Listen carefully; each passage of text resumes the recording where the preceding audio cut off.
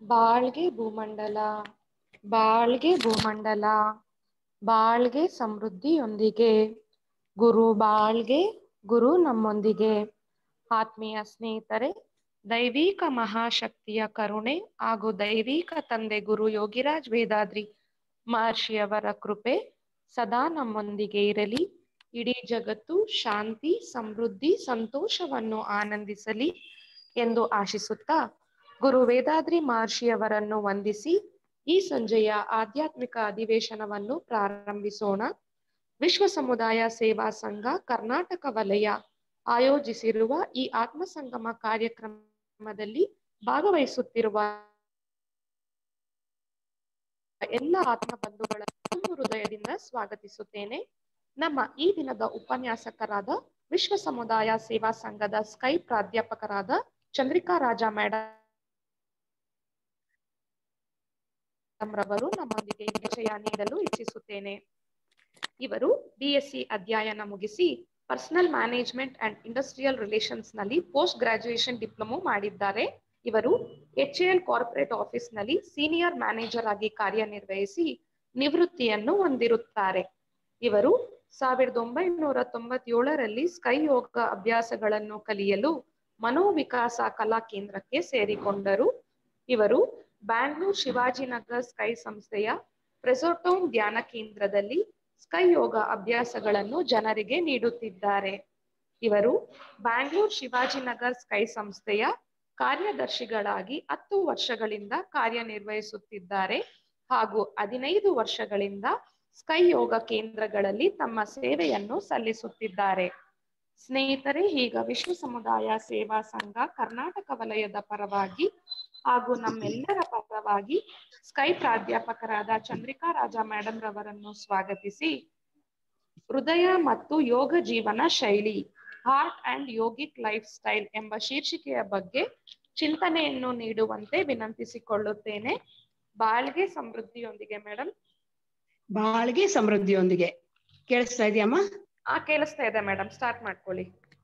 ಬಾಳ್ಗೆ ಭೂಮಂಡಲ, ಬಾಳ್ಗೆ ಭೂಮಂಡಲ, ಬಾಳ್ಗೆ ಸಮೃದ್ಧಿಯೊಂದಿಗೆ, ಗುರು ಬಾಳ್ಗೆ, ಗುರು ನಮ್ಮೊಂದಿಗೆ.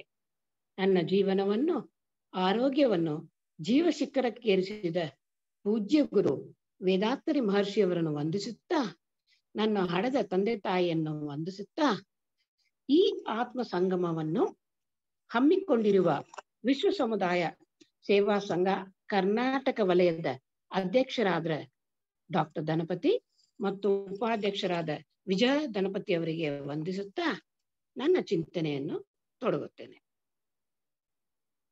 ಈ ದಿನದ ಚಿಂತನೆ ಹೃದಯ ಮತ್ತು ಯೋಗ ಜೀವನ ಶೈಲಿ, ಅಂದ್ರೆ heart and yogic life style ಅಂತ. ರೋಗರಹಿತ ಜೀವನವೇ ಕೊರತೆ ಇಲ್ಲದ ಆಸ್ತಿ ಎಂದು ಅವಯ್ಯಾರ್ ಹೇಳಿದ್ದಾರೆ. ನಾವೆಲ್ಲರೂ ಸುಖ ಜೀವನವನ್ನೇ ಬಯಸ್ತೀವಿ ಅಲ್ಲವಾ? ದೇಹ ಆರೋಗ್ಯವಾಗಿದ್ರೆ ಮಾತ್ರ ಸುಖ ಅಲ್ಲವಾ? ದೇಹಾರೋಗ್ಯ ಕುಂದಿದರೆ ದುಃಖ ಮತ್ತು ದೇಹಬಾಧೆ ಅಧಿಕವಾಗುತ್ತಿದ್ದಂತೆ ಭವಿಷ್ಯ ಜೀವನವು ಬಾಧಿಸಲ್ಪಡುತ್ತದೆ. ಜೀವನದ ಉದ್ದೇಶವನ್ನು ಪಡೆಯಲು ಸಾಧ್ಯವಾಗದೆ ಜೀವನ ಮುಗಿದು ಹೋಗುತ್ತೆ. ಇದಕ್ಕೆ ತಿರುಮೂಲರು ಹೇಳಿದ್ದಾರೆ, ದೇಹವು ಅಳಿಯಲು ಪ್ರಾಣವೂ ಅಳಿಯುವುದು. ದೃಢವಾದ ಸತ್ಯಜ್ಞಾನವನ್ನು ಪಡೆಯಲಾರದು. ದೇಹವನ್ನು ಬೆಳೆಸಿಕೊಳ್ಳುವ ಉಪಾಯ ಅರಿತೆನು, ದೇಹವನ್ನು ಬೆಳೆಸಿದೆ, ಪ್ರಾಣವನ್ನು ಬೆಳೆಸಿದೆ ಅಂತ ಹೇಳಿದ್ದಾರೆ.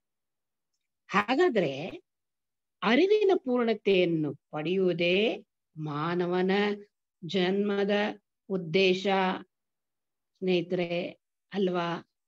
ಆ ಸತ್ಯಜ್ಞಾನವನ್ನು ಪಡೆಯುವುದಕ್ಕೆ ನಾವು ನಮ್ಮ ದೇಹವನ್ನು ಆರೋಗ್ಯವನ್ನು ಕಾಪಾಡಿಕೊಳ್ಬೇಕು.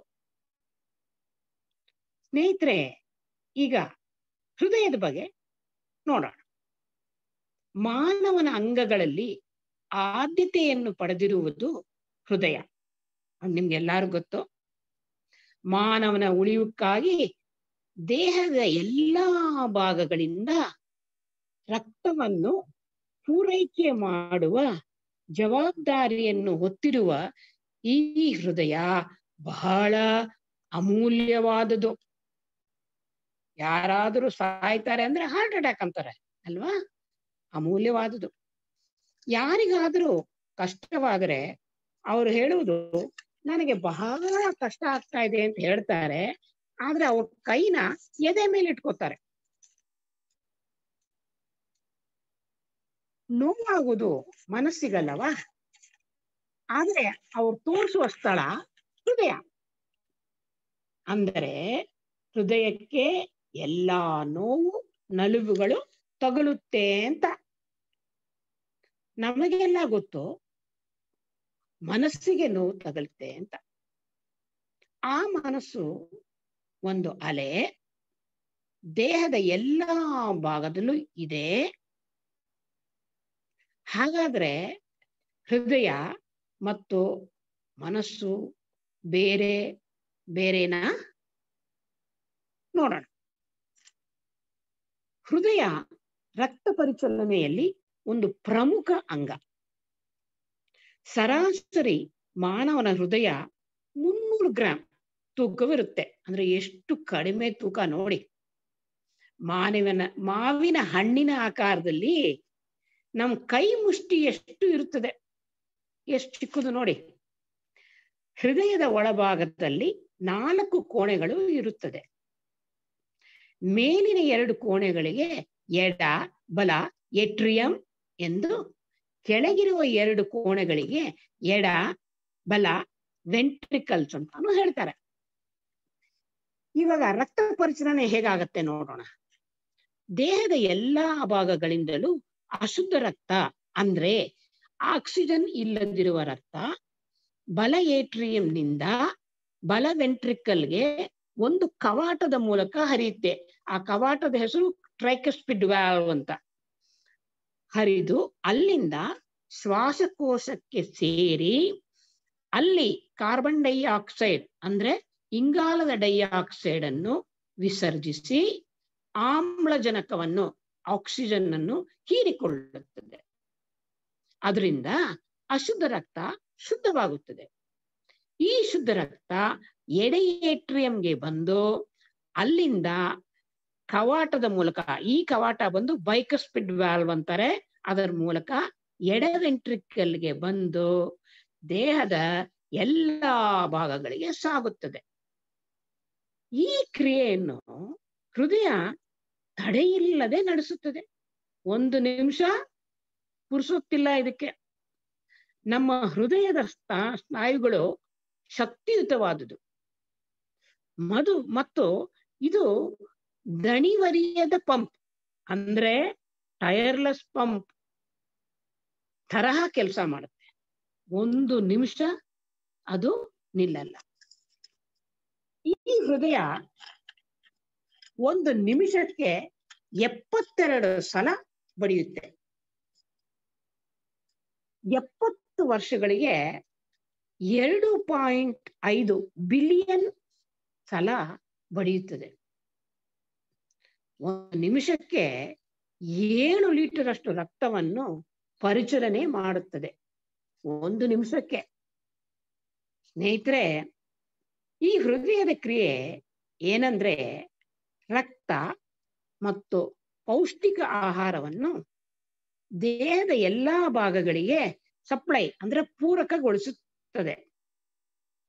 ರಕ್ತ ದೇಹದ ಎಲ್ಲ ಅಂಗಾಂಗಗಳಿಗೆ ರಕ್ತ, ಪೌಷ್ಟಿಕ ಆಹಾರ ಮತ್ತು ಆಮ್ಲಜನಕವನ್ನು ವಿಸ್ತರಣೆ ಮಾಡುವುದು ಅಲ್ಲದೆ ರಕ್ತ ಪರಿಚಲನೆ ದೇಹದ ಉಷ್ಣತೆಯನ್ನು ಸಮತೋಲನದಲ್ಲಿ ಇರಿಸಿ ರಕ್ತದೂತಗಳನ್ನು ಹಂಚಿ, ರಕ್ತದೂತಗಳು ಅಂದ್ರೆ ಹಾರ್ಮೋನ್ಸ್ ಹಂಚಿ ಮತ್ತು ದೇಹದಲ್ಲಿ ಉಂಟಾಗುವ ಹಾನಿಕಾರಕ ಉಪ ಉತ್ಪನ್ನಗಳನ್ನು ಅಂದ್ರೆ harmful by products of metabolism ಅಂತಾರೆ, ಅದನ್ನ ವಿಸರ್ಜಿಸುತ್ತದೆ.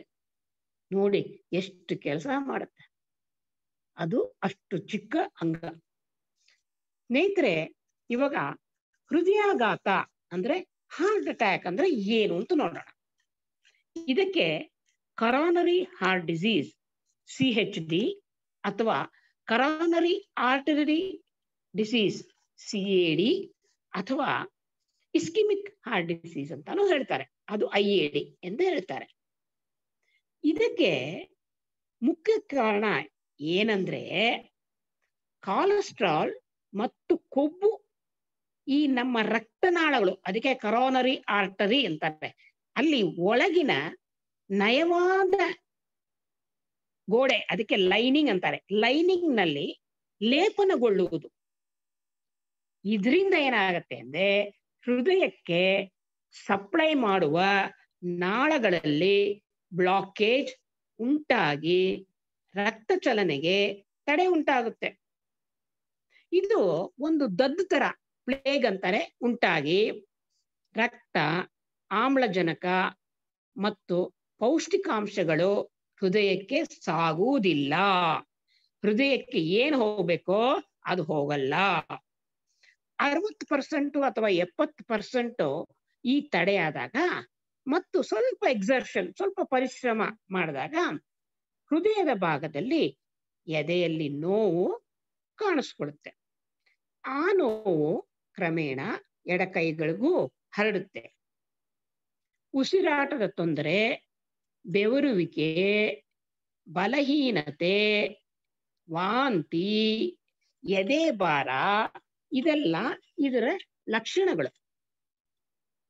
ಈ ಹಾರ್ಟ್ ಅಟ್ಯಾಕ್ ನ ಗುರುತಿಸಕ್ಕೆ ECG, treadmill test, CT coronary angiography ಮಾಡ್ತಾರೆ. ಈ ಎಂಜಿಯೋಗ್ರಫಿ ಮಾಡುವಾಗ ಏನ್ ಮಾಡ್ತಾರೆ ಅಂದ್ರೆ ನಮ್ಮ ದೇಹದಲ್ಲಿ ಒಂದು ಕ್ಯಾಥೆಟ್ರಾ, ಒಂದು ಟ್ಯೂಬ್, ಬಣ್ಣದ ಡೈ ಇರೋದು ಟ್ಯೂಬ್ನ ಒಳಗಡೆ ಹಾಕಿದಾಗ ಅದು ಹರಿದು ಎಲ್ಲೆಲ್ಲಿ ಬ್ಲಾಕ್ ಇದೆ, ಎಷ್ಟರ ಮಟ್ಟಿಗಿದೆ ಅನ್ನೋ ಮಾಹಿತಿ ಕೊಡುತ್ತೆ. ಇವಾಗ ಹಾರ್ಟ್ ಅಟ್ಯಾಕ್ ನ 2 ವಿಧವಾಗಿ ವಿಂಗಡಿಸಬಹುದು. ಅದಕ್ಕೆ ಕಾರಣಗಳನ್ನ, ಹಾರ್ಟ್ ಅಟ್ಯಾಕ್ಗೆ ಬರೋ ಕಾರಣಗಳನ್ನ 2 ವಿಧವಾಗಿ ವಿಂಗಡಿಸಬಹುದು. ಒಂದು, ಬದಲಾಯಿಸಲಾರದ ಅಪಾಯಕಾರಿ ಅಂಶಗಳು ಅಂದ್ರೆ ರಿಸ್ಕ್ ಫ್ಯಾಕ್ಟರ್ಸ್, ಇದನ್ನ ಬದಲಾಯಿಸಕ್ಕೆ ಆಗಲ್ಲ. ಅದೇನದು? ವಯಸ್ಸು 40 ರಿಂದ 55 ವರ್ಷದವರೆಗೆ ಮತ್ತು ಧೂಮಪಾನ ಮಾಡುವವರಿಗೆ 40 ವರ್ಷದ ಒಳಗೇನೆ ಬರುತ್ತೆ. ಅದು ಧೂಮಪಾನ ಮಾಡೋರಿಗೆ ಯಾವಾಗ ಎಷ್ಟು ಬೇಗ ಬರುತ್ತೆ ಅಂತ ಹೇಳಕ್ಕೆ ಸಾಧ್ಯ ಇಲ್ಲ. ಸ್ವಲ್ಪ ಇನ್ನೂ ಚಿಕ್ಕವ್ರಿಗೂ ಬರೋ ಸಂಭವ ಇದೆ. ಲಿಂಗ 90% ಪುರುಷರಿಗೆ ಮತ್ತು ಈ ಮೆನೋಪಾಸ್ ಋತು ನಿಂತಿದ್ದ ಹೆಂಗಸರಿಗೆ ಬರುವ ಸಂಭವ ಇದೆ. 3ನೇದು ವಂಶಾವಳಿ ಅಂದ್ರೆ ಹೆರಿಡಿಟಿ. ತಂದೆ ತಾಯಿ ಯಾರಿಗಾದ್ರೂ ಒಬ್ಬರಿಗೆ ಹಾರ್ಟ್ ಅಟ್ಯಾಕ್ ಆಗಿದ್ರೆ ಅದು ಮಕ್ಕಳಿಗೆ ಬರುವ ಸಾಧ್ಯತೆ ಇದೆ. ಇದು ರಕ್ತದ ಒತ್ತಡ, ಸಕ್ಕರೆ ಕಾಯಿಲೆ ತರಹ ಹಾರ್ಟ್ ಡಿಸೀಸ್ ಸಹ ವಂಶಾವಳಿಯಿಂದ ಬರುತ್ತೆ. ಈಗ ಬದಲಾಯಿಸುವಂತಹ ಅಪಾಯಕಾರಿ ಅಂಶಗಳು ಯಾವುದು ನೋಡೋಣ. ಅಂದ್ರೆ ರಿಸ್ಕ್ ಫ್ಯಾಕ್ಟರ್ಸ್ ಬದಲಾಯಿಸಬಹುದು. ಅದೇನ್ ನೋಡಿದ್ರೆ ಒತ್ತಡ, stress level, high blood cholesterol, high BP, diabetes ಇರೋರು, ಸಕ್ಕರೆ ಕಾಯಿಲೆ, ರಕ್ತದಲ್ಲಿ ಹೆಚ್ಚಿನ ಕೊಬ್ಬಿನ ಅಂಶ ಅಂದ್ರೆ ಟ್ರೈಗ್ಲಿಸರೈಡ್ಸ್ ಅಂತಾರೆ ಇದಕ್ಕೆ, low blood HDL levels, obesity ಅಂದ್ರೆ ದಪ್ಪಗಿರೋದು, ಬೊಜ್ಜಿ ಇರೋರು, ಧೂಮಪಾನ ಮಾಡುವವರು, ಆಮೇಲೆ ಸೆಡೆಂಟರಿ ಲೈಫ್ ಸ್ಟೈಲ್ ಅಂದ್ರೆ ಜಡ ಜೀವನ ಶೈಲಿ, ಅದೇನು ಆಮೇಲೆ ನೋಡೋಣ. ಆಹಾರದಲ್ಲಿ ಆಂಟಿ ಆಕ್ಸಿಡೆಂಟ್ಸ್ ಅಂದ್ರೆ ಉತ್ಕರ್ಷಣ ನಿರೋಧಕ ಇಲ್ಲದೆ ಇರೋದು.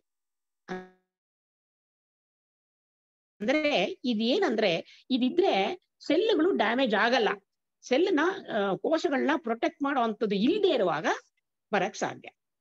ಈಗ ಒತ್ತಡದ ಬಗ್ಗೆ ನೋಡೋಣ. ಸಮಸ್ಯೆಗಳನ್ನು ಎದುರಿಸುವ ಸಾಮರ್ಥ್ಯವನ್ನು ಮೀರಿದಾಗ ಒತ್ತಡ ಬರುತ್ತೆ.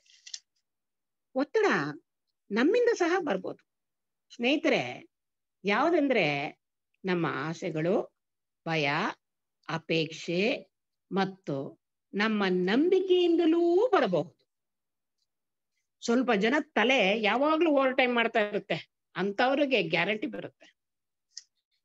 ಬಹಳ ಚಿಂತೆಗಳ ಬಗ್ಗೆ ಚಿಂತಿಸುತ್ತಿರುವಾಗ ಮತ್ತು ಎಲ್ಲವನ್ನು ಅತಿವೇಗದಿಂದ ಮುಗಿಸಬೇಕೆಂದುಕೊಳ್ಳುತ್ತಾರೋ, ಹೆಂಗಸರು ಎಕ್ಸಾಂಪಲ್, ಎಲ್ಲಾ ಕೆಲಸಗಳನ್ನು ಒಂದೇ ಸಮಯದಲ್ಲಿ ಮುಗಿಸಲು ಇಷ್ಟಪಡುತ್ತಾರೋ, ವಿಶ್ರಾಂತಿ ಇಲ್ಲದೆ ದುಡಿಯುತ್ತಾರೋ, ಅವರಿಗೆ ಎ ಟೈಪ್ ಪರ್ಸನಾಲಿಟಿ ಅಂತ ಹೇಳ್ತಾರೆ.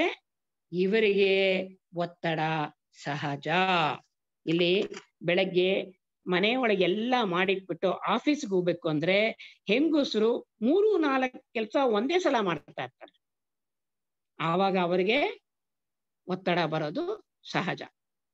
ಇನ್ನೊಂದು, ಆರ್ಥಿಕ ಸ್ಥಿತಿಯಲ್ಲಿ ಅವ್ಯವಸ್ಥೆ, ಹತ್ತಿರ ಸಂಬಂಧಿಗಳ ಮರಣ, ಇದೆಲ್ಲವೂ ಒತ್ತಡಕ್ಕೆ ಕಾರಣವಾಗುತ್ತದೆ. ಮತ್ತೆ ವೃತ್ತಿಯಿಂದ ಕೆಲಸ ಮಾಡ್ತಾರಲ್ಲ, ಅದರಿಂದ ಮಾನಸಿಕವಾಗಿ ಒತ್ತಡಕ್ಕೆ ಒಳಗಾಗುವವರ ಪೈಕಿಯಲ್ಲಿ ಡಾಕ್ಟರ್ಸು, ಲಾಯರ್ಸು ಮತ್ತು ಉಚ್ಚ ಪದವಿಯನ್ನು ನಿಭಾಯಿಸುವವರು ಇರುತ್ತಾರೆ. ಈ ಗ್ರೂಪ್ಗೆ ನಾನು ಸೇರಿದ್ದೆ. ಒತ್ತಡ ಜಾಸ್ತಿ ಆಗಿನೇ ನಾನು ಸಿಂಪ್ಲಿಫೈಡ್ ಕುಂಡಲಿನಿ ಯೋಗ ಸೇರಿ ನನ್ನ ಜೀವನನ ಬದಲಾಯಿಸ್ಕೊಂಡೆ. ಈಗ ಒತ್ತಡ ಬಂದಾಗ ಏನಾಗುತ್ತೆ ನೋಡೋಣ. ಉದ್ವಿಗ್ನ ಸ್ನಾಯುಗಳು ಅಂದ್ರೆ ಟೆನ್ಸ್ ಮಸಲ್ಸ್ ಅಂದ್ರೆ ಗಟ್ಟಿಯಾಗ್ಬಿಡುತ್ತೆ, ಒಂಥರ ಮೂವ್ ಮಾಡಕ್ಕಾಗಲ್ಲ, ಕಷ್ಟವಾಗಿರುತ್ತೆ, ಮಸಲ್ಸ್ ಎಲ್ಲ ಒಂಥರ ಆಗ್ಬಿಟ್ಟಿರುತ್ತೆ. ಅನಿಯಮಿತ ಉಸಿರಾಟ ಅಂದ್ರೆ ಇರ್ರೆಗ್ಯುಲರ್ ಬ್ರೀತಿಂಗ್. ನಾವು ನಾರ್ಮಲ್ ಆಗಿ ಉಸಿರಾಡುವಾಗ ಉಸಿರಾಟಕ್ಕಿಂತ ಅದು ಬೇಗ ಉಸಿರಾಡೋದು, ಒಂದು ದೊಡ್ಡದಾಗಿ ಉಸಿರು, ಒಂದು ಚಿಕ್ಕ ಉಸಿರು, ಅದರಲ್ಲಿ ಇರ್ರೆಗ್ಯುಲಾರಿಟಿ ಬರೋದು. ಬಾಯಿ ಒಣಗುವುದು, ಒತ್ತಡ ಇದ್ದಾಗ ಏನಾಗುತ್ತೆ, ಬಾಯಿ ಒಣಗ್ಬಿಡುತ್ತೆ. ಬೆವರುವ ಅಂಗೈಗಳು, ಕೈಗಳು ಬೆವರುತ್ತೆ, ಕೈ ಬೆರಳುಗಳು ತಣ್ಣಗಾಗುತ್ತೆ, ಹೊಟ್ಟೆಯಲ್ಲಿ ತಳಮಳ, ಹೊಟ್ಟೆಯಲ್ಲಿ ಏನಾಗ್ತಿದೆ ಅಂತ ಗೊತ್ತಾಗಲ್ಲ, ಹಸಿವಲ್ಲ, ಅದು ಏನೋ ಬೇರೆ ತರ ಒಂದು ಫೀಲಿಂಗು. ಕಿರಿಕಿರಿ, ಏನ್ ನೋಡಿದ್ರೇನು ಕೋಪ ಬರುತ್ತೆ. ಕಿರಿಕಿರಿ ಅಂದ್ರೆ ಮನಸ್ಸಲ್ಲಿರೋದು ಹೇಳಕ್ಕೂ ಆಗಲ್ಲ, ನುಂಗಕ್ಕೂ ಆಗಲ್ಲ ಅಂತ ಒಂದು ಪರಿಸ್ಥಿತಿ ಕಿರಿಕಿರಿ. ಮುಂಗೋಪ, ಯಾರಾದ್ರೂ ಏನಾದ್ರೂ ಒಳ್ಳೇದ್ ಹೇಳಿದ್ರೂ ಸರಿ, ಕೆಟ್ಟದ್ ಹೇಳಿದ್ರೂ ಸರಿ, ಮಾತಿಗೆ ಮುಂಚೆ ಎಗರೋದು, ಅದು ಮುಂಗೋಪ. ತರಾತುರಿಯಲ್ಲಿ ಕೆಲಸ ಮಾಡೋದು, ಅಂಡ್ಯೂ ಹೇಸ್ಟ್, ಏನಾದ್ರೂ ಕೆಲಸ ಮಾಡಕ್ಕೆ ಸಮಯ ಇರುತ್ತೆ, ಆದ್ರೆ ಈ ಒತ್ತಡ ಇರೋರು ಆ ಕೆಲಸನ ಬೇಗ ಮಾಡಕ್ ಹೋಗಿ ತಪ್ಪಾಗಿ ಮಾಡಿ ತಿರುಗಿ ಮಾಡ್ಬೇಕಾಗಿ ಬರುತ್ತೆ. ಈ ಒತ್ತಡವನ್ನು ತಡೆಯಲು ಬಹಳಷ್ಟು ಜನರು ಏನ್ ಮಾಡ್ತಾರೆ ಅಂದ್ರೆ ಧೂಮಪಾನ ಮಾಡೋದು, ಕುಡಿಯೋದು, ಹುಚ್ಚಾಪಟ್ಟೆ ಗಾಡಿ ಓಡಿಸೋದು ಅಂದ್ರೆ ರೆಕ್ಲೆಸ್ ಡ್ರೈವಿಂಗ್. ಮತ್ತೆ ಸ್ವಲ್ಪ ಜನರು ಸಮಾಜದಿಂದ ದೂರ ಸರಿಯುತ್ತಾರೆ ಅಂದ್ರೆ ಸೋಷಿಯಲ್ ವಿಡ್ರಾಯಲ್. ಅವ್ರು ಯಾರ ಹತ್ರನೂ ಮಾತಾಡಲ್ಲ, ಯಾರ ಹತ್ರನೂ ಹೇಳ್ಕೊಳಲ್ಲ, ಕಷ್ಟ ಬಂದ್ರೂ ಹೇಳ್ಕೊಳಲ್ಲ. ಒಂಥರ ಅವ್ರು ನೋಡಿದ್ರೇನೆ ಅವರ ಮಾನಸಿಕ ಸ್ಥಿರತೆ ಇಲ್ಲ ಅಂತ ಹೇಳ್ಬೋದು. ಮಕ ಒಂಥರ ಗಂಟು ಹಾಕೊಂಡಿರ್ತಾರ ಅವ್ರು. ಇದರ ಪರಿಣಾಮ high BP, heart attack, tension, ತಲೆನೋವು ಮತ್ತು ಹೃದಯದಲ್ಲಿ ಹೆಚ್ಚಾಗಿ ತುಡಿತ ಅಥವಾ ಬಡಿತ. ಈಗ ಹೆಚ್ಚಾದ ರಕ್ತದ ಒತ್ತಡದಿಂದ ಹಾರ್ಟ್ ಅಟ್ಯಾಕ್ ಬರುತ್ತೆ. ರಕ್ತದ ಒತ್ತಡ 120/80 ಇರಬೇಕು, ಆದ್ರೆ ವಯಸ್ಸಾದಂಗೆ 140/90 ಪರವಾಗಿಲ್ಲ. ಇದಕ್ಕಿಂತ ಹೆಚ್ಚಾದ್ರೆ ಹೈ BP. ಈ ಹೈ BP ಏನ್ ಮಾಡುತ್ತೆ ಅಂದ್ರೆ ಹೃದಯ ಮತ್ತು ರಕ್ತವನ್ನು ಸಾಗಿಸುವ ರಕ್ತನಾಳಗಳ ಮೇಲೆ ಒತ್ತಡ ಕೊಡುವುದರಿಂದ ಹಾರ್ಟ್ ಫೇಲಿಯರ್ ಆಗತ್ತೆ, ಕಿಡ್ನಿ ಫೇಲಿಯರ್ ಆಗತ್ತೆ, ಸ್ಟ್ರೋಕು ಇತ್ಯಾದಿ ಬರುತ್ತೆ. ಇನ್ನು ಡಯಾಬಿಟಿಸ್, ಸಕ್ಕರೆ ಕಾಯಿಲೆ. ಫಾಸ್ಟಿಂಗ್ ಬ್ಲಡ್ ಶುಗರ್ 80ರಿಂದ 110 ಇರಬೇಕು. ಪೋಸ್ಟ್ ಪೆರಂಡಿಯಲ್ PPBS 140 mg ಒಳಗಡೆ ಇರಬೇಕು. ಇದರಲ್ಲಿ ಸಮತೋಲನ ಇಲ್ಲದೆ ಇದ್ರೆ ಹಾರ್ಟ್ ಅಟ್ಯಾಕು, ಕಿಡ್ನಿ, ನರಗಳ ಮೇಲೆ ಮತ್ತು ಕಣ್ಣುಗಳ ಮೇಲೆ ಪರಿಣಾಮವನ್ನು ಬೀರುತ್ತದೆ. ಕಣ್ಣುಗಳಲ್ಲಿ ಆ ಆಪ್ಟಿಕ್ ನರ್ವ್ಸ್ ಎಲ್ಲ ಏನೋ ಆಗೋಗ್ಬಿಡುತ್ತೆ. ಅದರಲ್ಲಿ ರಕ್ತ ಗಡ್ಡೆಗಳು ಸೇರ್ಕೊಳ್ಳೋದು, ಬೇಕಾದಷ್ಟು ಪರಿಣಾಮ ಬೀರುತ್ತೆ ಕಣ್ಣು ಮೇಲೆ. ಈಗ ರಕ್ತದಲ್ಲಿ ಹೆಚ್ಚಳ ಕೊಬ್ಬಿನಾಂಶ, ಹೈ ಬ್ಲಡ್ ಟ್ರೈಗ್ಲಿಸರೈಡ್ಸ್ ಲೆವೆಲ್ ಅಂತ ಹೇಳ್ತಾರೆ ಅದಕ್ಕೆ. ಇದು 150 ಇರಬೇಕು. ಇದು ಯಾಕೆ ಬರುತ್ತೆ ಅಂದ್ರೆ ಸರಿಯಾದ ಆಹಾರ ತಿಂದೇ ಇರೋದ್ರಿಂದ, ಈ ಜಂಕ್ ಫುಡ್ ತಿನ್ನೋದ್ರಿಂದ, ಡಯಾಬಿಟೀಸ್ ಇರೋದ್ರಿಂದ, ಥೈರಾಯ್ಡ್ ಪ್ರಾಬ್ಲಮ್ ಇರೋದ್ರಿಂದ, ಸ್ವಲ್ಪ ಜನ ಕುಡಿಯೋದ್ರಿಂದ, ಇದರಿಂದ ಈ ಟ್ರೈಗ್ಲಿಸರೈಡ್ಸ್ ಲೆವೆಲ್ ಹೆಚ್ಚು ಕಡಿಮೆ ಆಗುತ್ತೆ. ರಕ್ತದಲ್ಲಿ ಒಳ್ಳೆ ಕೊಲೆಸ್ಟ್ರಾಲ್ ಇರಬೇಕು, ಅದು ಕಡಿಮೆ ಆಗ್ಬಾರ್ದು. ಇದು 30ರಿಂದ 60 ಇರಬೇಕು. ಅದಕ್ಕೆ ನಾವೇನ್ ತಿನ್ಬೇಕಂದ್ರೆ ಬೀನ್ಸು, ಒಳ್ಳೆ ಏನಪ್ಪಾ ಅಂದ್ರೆ ಗ್ರೀನ್ಸು, ಬೇಳೆಗಳು, ಮತ್ತೆ ಒಳ್ಳೆ ಇದು ಫೈಬರ್ ಇರುವಂತ ಫ್ರೂಟ್ಸು ಮತ್ತೆ ನಟ್ಸು, ಇದೆಲ್ಲ ತಿಂದ್ರೆ ಅದು ನಾವು ಒಳ್ಳೆ ಕೊಲೆಸ್ಟ್ರಾಲ್ ಸರಿ ಮಾಡ್ಕೋಬಹುದು. ಈ ಲೋ ಡೆನ್ಸಿಟಿ ಕೊಲೆಸ್ಟ್ರಾಲ್ಗೆ ಬ್ಯಾಡ್ ಕೊಲೆಸ್ಟ್ರಾಲ್ ಅಂತ ಹೇಳ್ತಾರೆ. ಇದು 100 ಇರ್ಬೇಕು. ಅದಕ್ಕೇನ್ ಮಾಡ್ಬೇಕು ನಾವಂದ್ರೆ ಈ ಡೈರಿ ಪ್ರಾಡಕ್ಟ್ಸ್, ಹಾಲಿನಿಂದ ಉತ್ಪನ್ನ ಆಗೋದೆಲ್ಲಾನು ಬಿಟ್ಬಿಡ್ಬೇಕು. ಹಾಲು, ಮೊಸರು, ತುಪ್ಪ ಅಂತದೆಲ್ಲ, ಎಣ್ಣೆ ಅಂತವೆಲ್ಲ ಬಿಟ್ಬಿಟ್ಟು ಬೇಳೆ, ಪ್ರೋಟೀನು, ಸೊಪ್ಪು ಇದೆಲ್ಲ ನಾವು ಬಳಸ್ಕೋಬೇಕು. ಇನ್ನು ಒಬೇಸಿಟಿಯಿಂದ ಹಾರ್ಟ್ ಅಟ್ಯಾಕ್ ಬರಕ್ ಸಾಧ್ಯ. ಸ್ವಲ್ಪ ಜನಕ್ಕೆ ಬೊಜ್ಜು ಬಂದಿರುತ್ತೆ, ಸ್ವಲ್ಪ ಜನಕ್ಕೆ ಹೆಚ್ಚು ತೂಕ ಇರುತ್ತೆ. ಇವಾಗ ಆದರ್ಶ ತೂಕಕ್ಕಿಂತ 10% ಹೆಚ್ಚಾಗಿದ್ರೆ ಹೈ BP ಬರಕ್ಕೆ ಸಾಧ್ಯ. ಮತ್ತು ಡಯಾಬಿಟಿಸ್ ಬರುವ ಸಾಧ್ಯತೆಯೂ ಇದೆ. ಇದೇ ಕ್ರಮೇಣ ಹಾರ್ಟ್ ಫೇಲ್ಯೂರು ಆಗ್ಬೋದು. ಅದಕ್ಕೋಸ್ಕರ ನಾವು ಎಕ್ಸರ್ಸೈಸ್ ಮಾಡ್ತೀವಲ್ಲ. ಈಗ ಧೂಮಪಾನ ಮಾಡೋದ್ರಿಂದ ಹಾರ್ಟ್ ಅಟ್ಯಾಕು ಮತ್ತೆ ಕ್ಯಾನ್ಸರ್ ಬರುವ ಸಾಧ್ಯತೆ ಇದೆ. ಇನ್ನೊಂದು ಜಡ ಜೀವನ ಶೈಲಿ, ಸೆಡೆಂಟ್ರಿ ಲೈಫ್ ಸ್ಟೈಲ್. ನಿಮಗೆ ಗೊತ್ತಿರ್ಬೇಕಲ್ಲ, ಇವಾಗ ಎಲ್ಲ ಸಾಫ್ಟ್ವೇರ್ ಇಂಜಿನಿಯರು ಯಾವಾಗ್ಲೂ ಕೂತ್ಕೊಂಡೇ ಕೆಲಸ ಮಾಡ್ತಾರೆ, ಕಂಪ್ಯೂಟರ್ ಮುಂದೆ ಕೂತ್ಕೊಂಡೇ ಇರ್ತಾರೆ, ದೇಹಾಭ್ಯಾಸ ಮಾಡಲ್ಲ, ಯಾವಾಗ್ಲೂ ಕೂತ್ಕೊಂಡೇ ಇರ್ತಾರೆ, ವಾಕಿಂಗು ಮಾಡಲ್ಲ. ಇದರಿಂದ ಏನಾಗತ್ತೆ ಅಂದ್ರೆ ರಕ್ತ ಚಲನೆ ಸರಿಯಾಗಿ ಆಗದೆ ಹಾರ್ಟ್ ಅಟ್ಯಾಕ್ ಬರುವ ಸಾಧ್ಯತೆ ಇದೆ. ನೆಕ್ಸ್ಟ್, ಆಂಟಿ ಆಕ್ಸಿಡೆಂಟ್ಸ್ ಇಲ್ಲದೆ ಇರೋದು, ಅಂದ್ರೆ ಉತ್ಕರ್ಷಣ ನಿರೋಧಕಗಳು. ಅಂದ್ರೆ ರಕ್ತದ ಸಿಗ್ನತೆ ಅಂದ್ರೆ ವಿಸ್ಕಾಸಿಟಿ ಅಂತ. ರಕ್ತ ತುಂಬಾ ಗಟ್ಟಿಯಾದ್ರೆ ಹರಿಯೋದು ಕಷ್ಟ. ಅದನ್ನಕ್ಕೆ ನಿಯಂತ್ರಣಕ್ಕೆ ತರುವ ವಸ್ತುಗಳು ಕಡಿಮೆ ಇರೋದ್ರಿಂದ ಹಾರ್ಟ್ ಅಟ್ಯಾಕ್ ಬರಕ್ಕೆ ಸಾಧ್ಯತೆ ಇದೆ. ಈ ಆಂಟಿ ಆಕ್ಸಿಡೆಂಟ್ಸ್ ಕಡಿಮೆ ಇರೋದ್ರಿಂದ ಹಾರ್ಟ್ ಅಟ್ಯಾಕ್ ಬರಕ್ಕೆ ಸಾಧ್ಯ ಇದೆ. ನೀವು ಕಾರ್ಡಿಯಾಲಜಿಸ್ಟ್ ಹತ್ರ ಹೋದೇನಂತಾರೆ, ವ್ಯಾಸೋ ಡೈಲೇಟರ್ಸ್ ಕೊಡ್ತಾರೆ, ಅಂದ್ರೆ ರಕ್ತನಾಳಗಳ ಗಾತ್ರನ ಹೆಚ್ಚು ಮಾಡುವಂತ ಔಷಧಿ ಕೊಡ್ತಾರೆ. ರಕ್ತ ತೆಳುವಾಗಿ ಮಾಡಕ್ಕೆ, ಸಿಗ್ನತೆ ವಿಸ್ಕಾಸಿಟಿನ ತೆಳುವಾಗಿ ಮಾಡಕ್ಕೆ ಔಷಧಿ ಕೊಡ್ತಾರೆ, ಅದಕ್ಕೆ ಇಕೋಸ್ಪ್ರಿನ್ ಕೊಡ್ತಾರೆ. ಆಮ್ಲಜನಕ ಬೇಡಿಕೆಯನ್ನು ಕಡಿಮೆ ಮಾಡುವಂತ ಔಷಧಿನೂ ಕೊಡ್ತಾರೆ. ಈ ಔಷಧಿಗಳೆಲ್ಲ ತಾತ್ಕಾಲಿಕ, ಪರಿಹಾರ ಕೊಡುತ್ತೆ, ಜೀವ ಪರ್ಯಂತ ತೆಗೆದುಕೊಳ್ಳೇಬೇಕು. ಈಗ ಶಸ್ತ್ರಚಿಕಿತ್ಸೆಗೆ ಹೋಗೋದಾದ್ರೆ ಅದಕ್ಕೆ ಮುಂಚೆ ಏಂಜಿಯೋಗ್ರಾಮ್ ಮಾಡ್ತಾರೆ ಅಂತ ಹೇಳಿದ್ರೆ, ಇಲ್ಲಿ ದೇಹದ ಒಳಗೆ ಕ್ಯಾಥೆಡ್ರಾ ಮೂಲಕ ಒಂದು ಡೈ ಇರುವ ದ್ರವನ ಹರಿಸ್ತಾರೆ.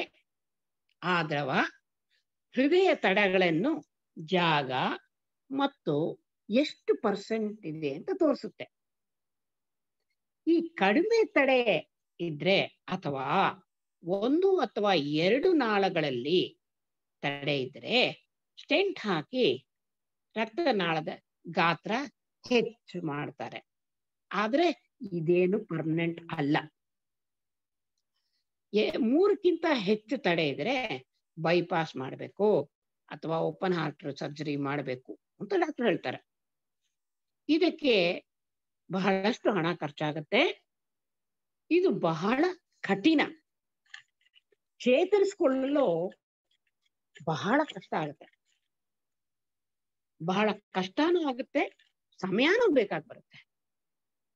ಶಸ್ತ್ರಚಿಕಿತ್ಸೆ ನಂತರ ಆ ರೋಗಿ ಎಷ್ಟು ನೋವು ಅನುಭವಿಸ್ತಾನೆ ಅನ್ನೋದು ಹೇಳಕ್ಕೆ ಸಾಧ್ಯವಿಲ್ಲ.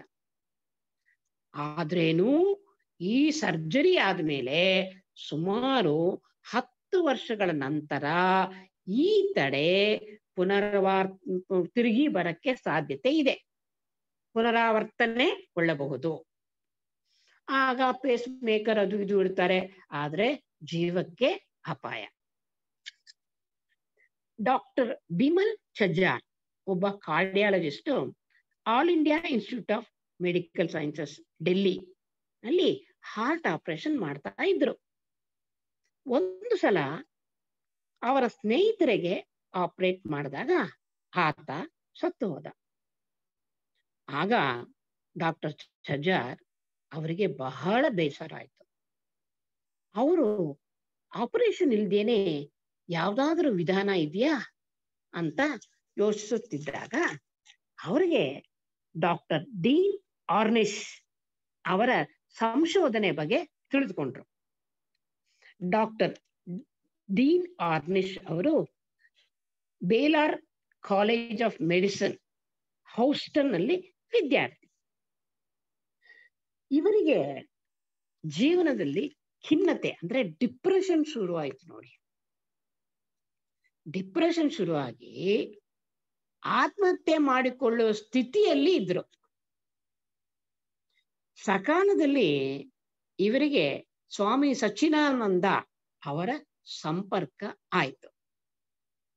ಅವರು ಆಂತರಿಕ ಪ್ರಮಾಣ ಹೇಳ್ಕೊಟ್ರು. ಅಂದ್ರೆ ಏನೋ ನಾವು ಮಾಡ್ತಿರಲ್ಲ ಅಂತರಂಗ ಪರಿಶೀಲನೆ, ಅದನ್ನ ಹೇಳ್ಕೊಟ್ರು. ಅವರ ಆಂತರಿಕ ಪ್ರಮಾಣ ಶುರುವಾಯಿತು. ಆಗ ಅವರು ತಡೆಗಟ್ಟುವ ಔಷಧಿ ಅಂದ್ರೆ ಸ್ನೇಹಿತರೆ ರೋಗ ನಿರೋಧಕ ಶಕ್ತಿಗಳ ಮೇಲೆ ಸಂಶೋಧನೆ ನಡೆಸಿದರು. ನಡೆಸ್ಬಿಟ್ಟು 4 ಯೋಜನೆಗಳನ್ನು ರಚಿಸಿದರು. ಒಂದು, ಒತ್ತಡ, ಸ್ಟ್ರೆಸ್ ಅನ್ನು ತಡೆಯಲು ಯೋಗ, ಧ್ಯಾನ, ಪ್ರಾಣಾಯಾಮ ಮತ್ತು ಚಿತ್ರಣ. ಚಿತ್ರಣ ಅಂದ್ರೆ ನಮ್ಮ ಮನಸ್ಸಿನಲ್ಲಿ ಒಳ್ಳೆಯದನ್ನೇ ಚಿತ್ರಿಸ್ಕೊಳ್ಳೋದು, ಅದನ್ನ ಅಭ್ಯಾಸ ಮಾಡೋದು. ಎರಡನೇದು ಲಘುವಾಗಿ ಏರೋಬಿಕ್ ಎಕ್ಸರ್ಸೈಸ್, ವ್ಯಾಯಾಮ. ಧೂಮಪಾನ ನಿಗ್ರಹ. ಆಮೇಲೆ ಸಸ್ಯಾಹಾರಿ ಆಹಾರ. ಇದ್ 4 ರಚಿಸಿದರು. ಡಾಕ್ಟರ್ ಡಿ ಆರ್ನಿಶ್ ಅವರ ಯೋಜನೆಯನ್ನು ಅಳವಡಿಸಿಕೊಂಡು doctor Bimal Chhajer SAAOL program, SAAOL program ಪ್ರಾರಂಭಿಸಿದರು.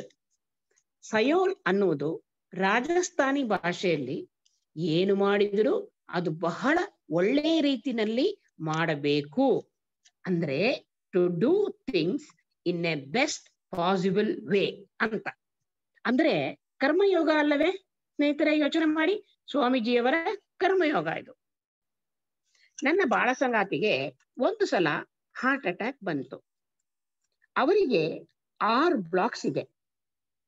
ಆದುದರಿಂದ ನಾವಿಬ್ರು ಮುಂಬೈನಲ್ಲಿ ರಿವರ್ಸ್ ಆಫ್ ಹಾರ್ಟ್ ಡಿಸೀಸ್ ಅಂದರೆ ಹೃದಯದ ಕಾಯಿಲೆಯನ್ನು ಹಿಮ್ಮುಖಗೊಳಿಸುವುದು ಎಂಬ 3 ದಿನದ ಪ್ರೋಗ್ರಾಂಗೆ ಸೇರಿದ್ವಿ. ಈ ಪ್ರೋಗ್ರಾಂ ಈಗ ಬೆಂಗಳೂರಿನಲ್ಲೂ ನಡೀತಾ ಇದೆ. ಅಲ್ಲಿ ಮೊದಲನೇ ದಿವಸ ಹೃದಯದ ಬಗ್ಗೆ ಮಾಹಿತಿ ಕೊಟ್ಟು ಎಲ್ಲರಿಗೂ ದೇಹಾಭ್ಯಾಸ ಹೇಳಿಕೊಟ್ಟರು. ಆ ದೇಹಾಭ್ಯಾಸದಲ್ಲಿ ನಮ್ಮ ಗುರುಗಳಾದ ವೇದಾತ್ತರಿ ಮಹರ್ಷಿಯವರು ಹೇಳಿಕೊಟ್ಟ ಸರಳೀಕೃತ ದೇಹಾಭ್ಯಾಸ ಮತ್ತು ಹೃದಯಕ್ಕೆ ಸಂಬಂಧಿಸಿದಂತ ಆಸನಗಳು ಹೇಳಿಕೊಟ್ರು. ಪಾತಾಂಜಲಿಯವರ ಯೋಗದ 8 ಸ್ಟೆಪ್ಸು, ಪ್ರಾಣಾಯಾಮ ಮತ್ತು ಪ್ರೇಕ್ಷಾ ಧ್ಯಾನ ಅಂದ್ರೆ ಉಸಿರಾಟದ ಮೇಲೆ ಧ್ಯಾನ ಹೇಳ್ಕೊಟ್ರು. ಸಸ್ಯಾಹಾರಿಯ ಪ್ರಯೋಜನವನ್ನು ಹೇಳ್ಕೊಟ್ರು. ಎಣ್ಣೆ ಇಲ್ದೇನೆ ಅಡಿಗೆ ಮಾಡಬೇಕು ಅಂತಾನು ಹೇಳ್ಕೊಟ್ರು. ಅಂದ್ರೆ ಅವ್ರು ಪೂರಿನ ಎಣ್ಣೆ ಇಲ್ದೇನೆ ಮಾಡಿ ತೋರಿಸಿದ್ರು. ಡಾಕ್ಟರ್ ಬಿಮಲ್ ಚಜಾರ್ ಅವರು ಒಂದು ಹೊಸ ಚಿಕಿತ್ಸೆಯನ್ನೂ ಶುರು ಮಾಡಿದ್ದಾರೆ. ಅದೇನಂದ್ರೆ ನ್ಯಾಚುರಲ್ ಬೈಪಾಸ್ ಮತ್ತು ಡಿಟಾಕ್ಸ್ ಟ್ರೀಟ್ಮೆಂಟ್ ಮಾಡಿ ಬ್ಲಾಕ್ಸ್ ಅನ್ನು ಕರಗಿಸುವುದು. ಅಂದ್ರೆ ನಮ್ಮ ದೇಹದೊಳಗೆ ಕೆಮಿಕಲ್ಸ್ ಅನ್ನು ಹರಿಸಿ ಬ್ಲಾಕ್ ಅನ್ನು ಕರಗಿಸುವುದು. ಇದು 30-40 ದಿವಸ ತೆಗೆದುಕೊಳ್ಳುತ್ತೆ. ಪ್ರತಿದಿನ 3 ಗಂಟೆ ಕಾಲದಲ್ಲಿ ಇಂಟ್ರಾವಿನಸ್ ಮೂಲಕ ಕೆಮಿಕಲ್ಸ್ ನ ಹರಿಸಿ ಬ್ಲಾಕ್ ನ ಕ್ಲಿಯರ್ ಮಾಡ್ತಾರೆ. ಶಸ್ತ್ರಚಿಕಿತ್ಸೆ ಬೇಕಾಗಿಲ್ಲ.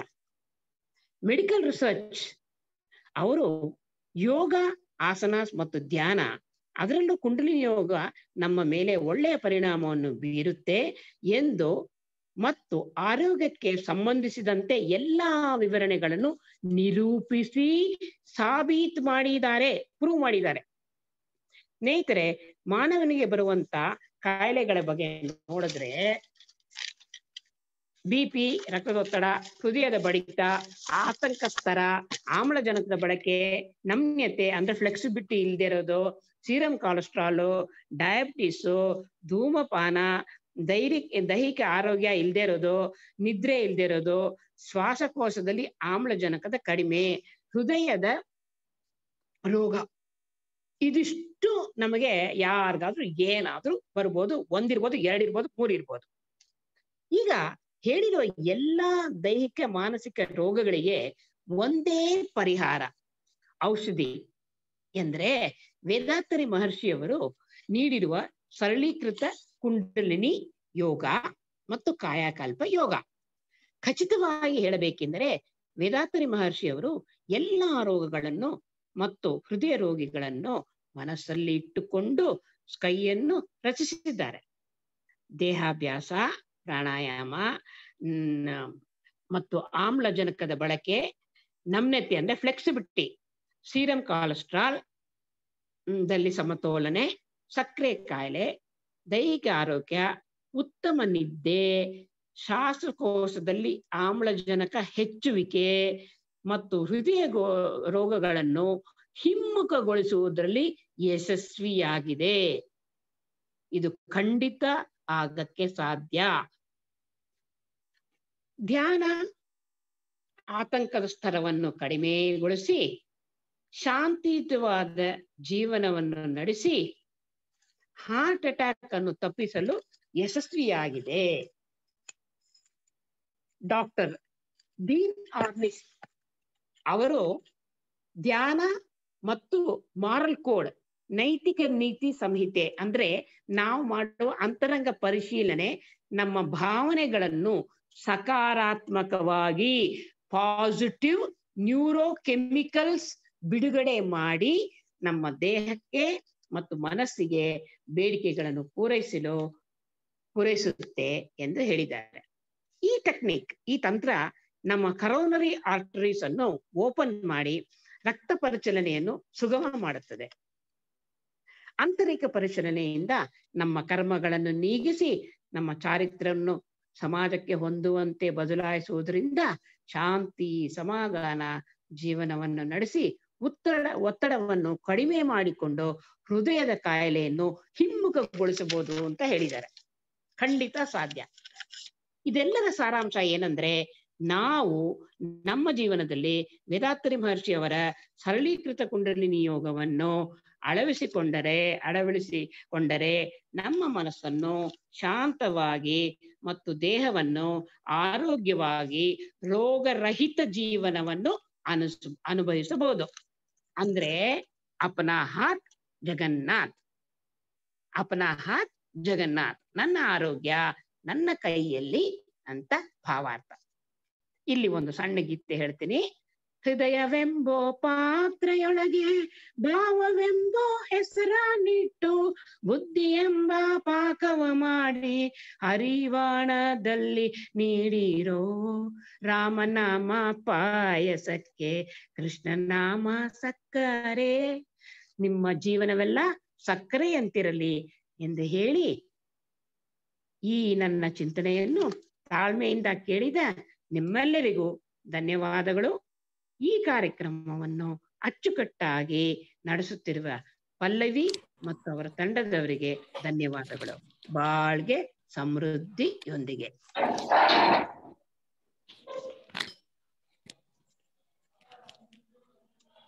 ಬಾಳ್ಗೆ ಸಮೃದ್ಧಿಯೊಂದಿಗೆ madam. Thank you very much madam.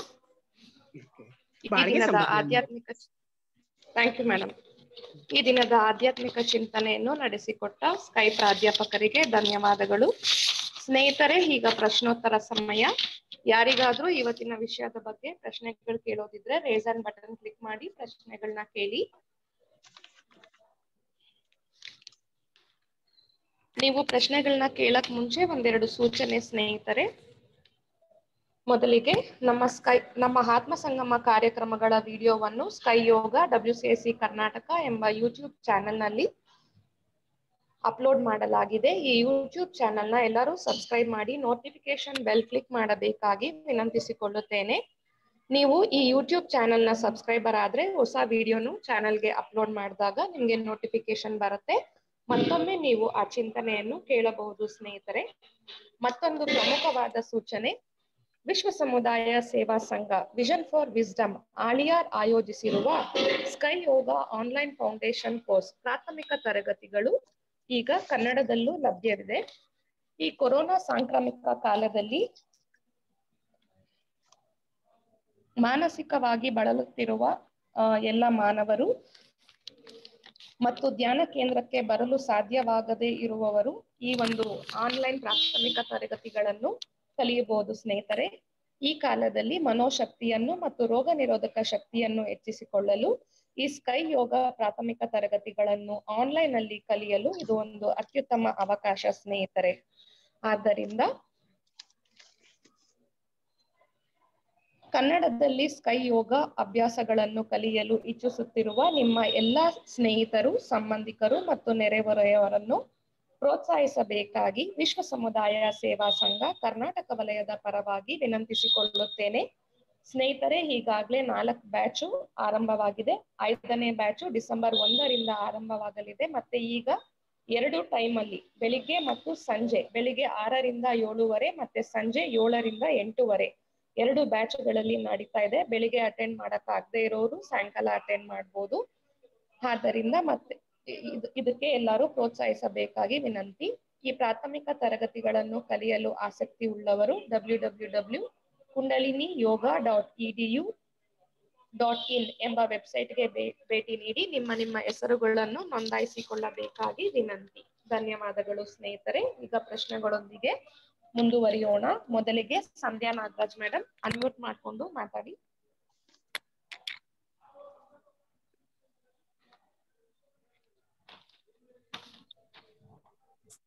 Hello, Sandhya Nagaraj madam ಮಾತಾಡಿ. ಬಾಳ್ಗೆ ಸಮೃದ್ಧಿಯೊಂದಿಗೆ ಮೇಡಮ್. ಬಾಳ್ಗೆ ಸಮೃದ್ಧಿಯೊಂದಿಗೆ ಅಮ್ಮ. ತುಂಬಾ ಚೆನ್ನಾಗಿತ್ತು ಮೇಡಮ್ ಇವತ್ತಿನ ಚಿಂತನೆ.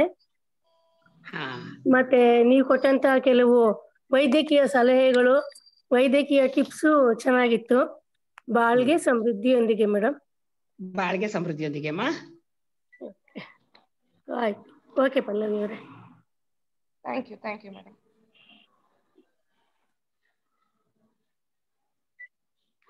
ಎರಡನೇದಾಗಿ ಲಕ್ಷ್ಮೀಪತಿ ಸರ್ ಅನ್ಮ್ಯೂಟ್ ಮಾಡ್ಕೊಳ್ಳಿ ಸರ್. ಬಾಳ್ಗೆ ಸಮೃದ್ಧಿಯೊಂದಿಗೆ ಮೇಡಮ್. ಬಾಳ್ಗೆ ಸಮೃದ್ಧಿಯೊಂದಿಗೆ. ಹೃದಯದ ಬಗ್ಗೆ ಯಾವ ತರ ಕಾಯಿಲೆ ಬರುತ್ತೆ, ಅದನ್ನ ಹೇಗೆ ಸರಿ ಮಾಡಿಕೊಳ್ಳೋದೆಲ್ಲ ಒಂದು ಡಾಕ್ಟರ್ ಹೇಳೋ ತರ ಹೇಳಿದ್ದೀರಿ. ತುಂಬಾ ಸಂತೋಷ. ಡಾಕ್ಟರ್ ಅಲ್ಲ ಸರ್, ನಾನ್ ಡಾಕ್ಟರ್ ಅಲ್ಲ. ಚೆನ್ನಾಗಿತ್ತಮ್ಮ, ಯೂಸ್ಫುಲ್. ಬಾಳ್ಗೆ ಸಮೃದ್ಧಿಯೊಂದಿಗೆ ಸರ್, ಬಾಳ್ಗೆ ಸಮೃದ್ಧಿಯೊಂದಿಗೆ.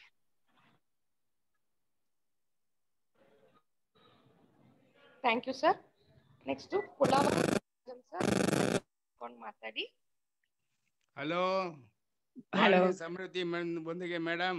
ಬಾಳ್ಗೆ ಸಮೃದ್ಧಿಯೊಂದಿಗೆ ಸರ್, ಒಳ್ಳೆ ಸಬ್ಜೆಕ್ಟ್ ಮಾತಾಡಿದ್ದೀರಾ. ಇಂಪಾರ್ಟೆಂಟ್, ಎಲ್ರಿಗೂ ಬೇಕಾಗಿರೋ ಸಬ್ಜೆಕ್ಟು ಇದೇ ಸಬ್ಜೆಕ್ಟು. ದಯವಿಟ್ಟು ನೀವು 2 o'clock ಒಂದಿನ ಮಾತಾಡೇಬೇಕು.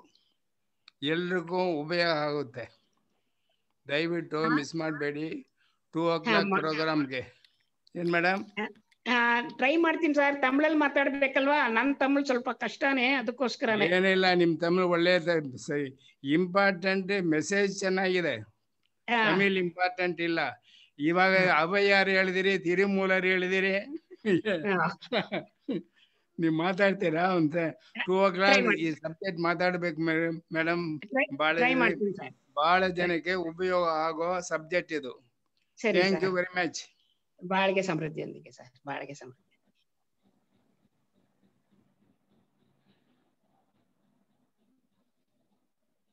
ಬಾಳ್ಗೆ ಸಮೃದ್ಧಿಯೊಂದಿಗೆ ಮೇಡಮ್. ಇನ್ಯಾರು ಹ್ಯಾಂಡ್ಸ್ ರೇಸ್ ಮಾಡಿಲ್ಲ, ಮುಗಿಸ್ಕೊಳ್ಳೋಣ ಮೇಡಮ್. ಮುಗಿಸ್ಕೊಳ್ಳೋಣಮ್ಮ. Thank you madam, thank you so much. ಬಾಳ್ಗೆ ಸಮೃದ್ಧಿಯೊಂದಿಗೆ ಮೇಡಮ್. ಬಾಳ್ಗೆ ಸಮೃದ್ಧಿ.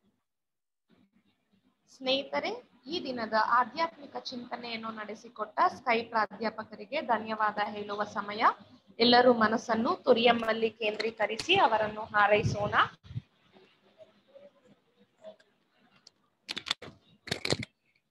ಸ್ಕೈ ಪ್ರಾಧ್ಯಾಪಕ ರಾಜಾ ಮೇಡಮ್ ಕುಟುಂಬ ಬಾಳಿ ಸಮೃದ್ಧಿಯೊಂದಿಗೆ, ದೇಹ ಆರೋಗ್ಯದೊಂದಿಗೆ ಅವರ ಆಧ್ಯಾತ್ಮಿಕ ಸೇವೆ ಹೀಗೆ ನಿರಂತರವಾಗಿ ನಡೆಯಲಿ ಅಂತ ಹಾರೈಸೋಣ. ಬಾಳ್ಗೆ ಸಮೃದ್ಧಿಯೊಂದಿಗೆ.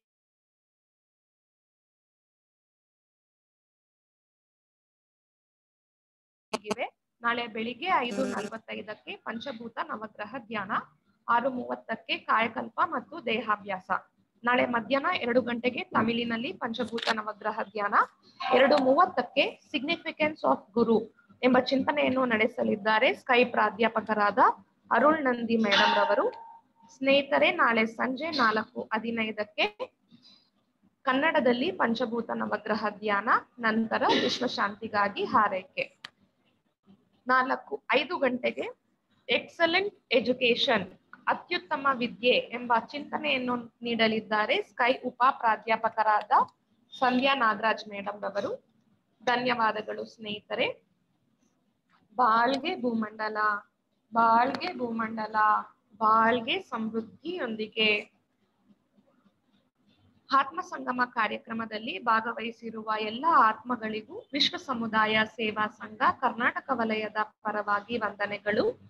ಈ ಕಾರ್ಯಕ್ರಮ ನಡೆಯಲು ಸಹಕಾರ ನೀಡಿರುವ ವಿಶ್ವ ಸಮುದಾಯ ಸೇವಾ ಸಂಘ ಕರ್ನಾಟಕ ವಲಯದ ಎಲ್ಲಾ ಸ್ಕೈ ಸಂಸ್ಥೆಯ ಅಧ್ಯಕ್ಷರಿಗೂ, ಪದಾಧಿಕಾರಿಗಳಿಗೂ ಹಾಗೂ ಸದಸ್ಯರಿಗೂ ನಿಮ್ಮೆಲ್ಲರ ಪರವಾಗಿ ಹೃತ್ಪೂರ್ವಕವಾದ ಧನ್ಯವಾದಗಳನ್ನು ಸಲ್ಲಿಸುತ್ತೇನೆ. ಕರ್ನಾಟಕ ರಾಜ್ಯದಲ್ಲಿ ಇರುವ ಎಲ್ಲಾ ಕೇಂದ್ರಗಳಲ್ಲಿ ಸೇವೆ ಸಲ್ಲಿಸ್ತಾ ಇರೋ ಎಲ್ಲಾ ಮಾಸ್ಟರ್ಸ್ ಹಾಗೂ ಪ್ರೊಫೆಸರ್ಸ್ಗಳಿಗೂ ಧನ್ಯವಾದಗಳು.